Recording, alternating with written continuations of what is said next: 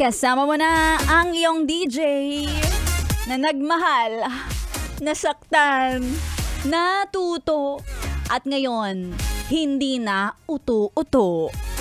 So, bakit kita iboboto? Kung alam ko namang ikaw ay manloloko. Charot.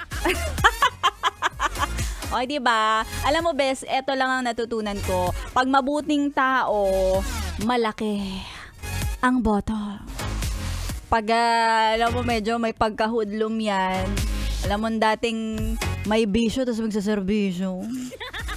Maliit lang ang boto niyan. Charot. Bagboboto! Nako, bes, huwag iidadaan sa mga boto, pick. O kaya, huwag idadaan sa ini, mini, mini mo, ha? Alam ko naman may mga iba, kagaya ko, aminado ko, bes, hindi ko lahat kilala yung mga kumakandidato. Kaya ako ang pinagkakaabalahan ko kasi hindi chismis, trabaho. Charot. Kagaya ko, yan, may mga busy sa work. Ikaw na nakikinig, alam ko nasa work ka. Busy sa school, busy sa family, o busy sa mga kakatoma. Ayan. O diba? Eto, bes, sana nag-gets mo ang reason kung bakit ginawang holiday ang araw na to ng pagboto. 'Di ba? Dahil sa kadahilanan na dapat pinag-iisipan kung sino ang kukulayan. Sino yung isi-shade mo? Ha? Diyan napapasok yung pagka-investigador natin. Karapat-dapat ba siyang ma-re-elect? O yung mga bagong pasok, deserve ba na maluklok? Diba? Ay, kung di mo alam, diba, ipagtanong. Yun na nga, magpaka-investigador ka. Sino si ganito? Diba? O kaya may mga kakilala kang kapitbahay. Ganyan. Wag lang yung mga marites na kung... Tanong ka sa mga nakakatanda, halimbawa yung mga magulang mo, lalo na kung yung parents mo nasa bahay lang lagi. Nako, yan yung mga talagang nakakausisa, 'di ba? Ito may mga nagawa to. Ito may nagawa pero puro puro may mga pangalan, welcome roton. 'Di ba?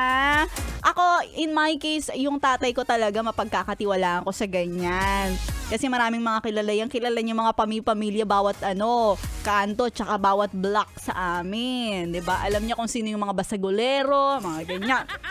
Mga kapatid at kaibigan, mga pinsan, ganyan. Dapat magtanong ka pero hindi mo pwedeng kopyahin yung kung ano yung mga iboboto nila, 'di ba? Ikaw ang sumala. Sino kaya ang karapat-dapat? Kung ako, kakandidato, iboboto mo ba ako? Hindi na kailangan. Ang kailangan ko lang boto ay boto ba sa akin? Si mama mo? Mama mo! O, diba? Ay, nako. Ako na nagsasabi, boto talaga sa akin ang mama mo. Sorry ka na lang kasi ibang mama ang bumoboto sa akin ngayon. Hindi ka kasi pumila sa akin. Anyway, sa mga best natin, lalo na sa mga kuya driver ko nakikinig. Walang holiday sa inyo. Alam ko kasi kailangan nyo ng pera. Kaya naman dagdagan natin yan. Pampaligaya ng inyong Young and Fresh Monday. Kasama si Maria Morena. Magpapamigay para sa ating Yes, It's Your Birthday promo! The best, it's your birthday. Yes, the best, it's your birthday. Ready ka na bang manalo? Eto na kaya ang swerteng araw mo.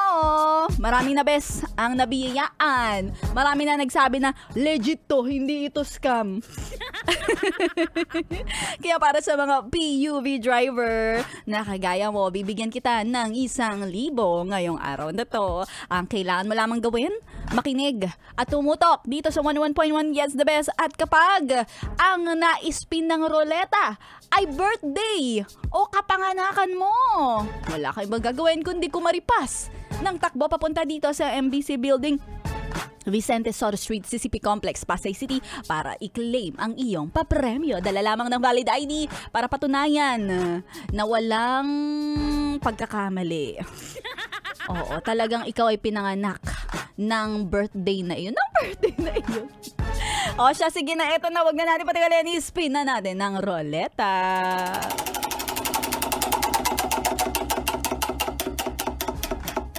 Ato, ano kaya? Ay, no! Mukhang may magkiklaim ha. Mukhang etong si kuya, matibay-tibay pa yung mga buto-buto. Mukhang kayang-kaya nitong makadiretso kay Maria Morena. Dahil ang kuya driver natin na hinahanap ay nagbe-birthday sa taon ng 1975. Kuya driver! Pogi! Uy, pogi! Igop! Uy, igop daw! 1975 ba ang iyong taon ng kapanganakan? Ay, ganito. Dumiretso ka na dito sa MBC Building para i-claim ang iyong papremyo. Sabihin mo lang sa Lady Guard o sa Kuyang Guard. Pupunta ako kay Maria Morena. Kasi meron daw akong papremyo sa kanya. Ako lang ang hindi ko mandidato pero namimigay ng papremyo. O, diba? Kaya sige na, bes, 1975 na birthday mo. Ay nako, maswerte yan ngayong araw na to para sa lahat ng mga PUV drivers na nakikinig sa atin ngayon. At ituloy-tuloy mo lang ang pakikitutok kasama si Maria Morena dito lang sa stasyong Young and Fresh 101.1. Yes, the best. You're in my heart.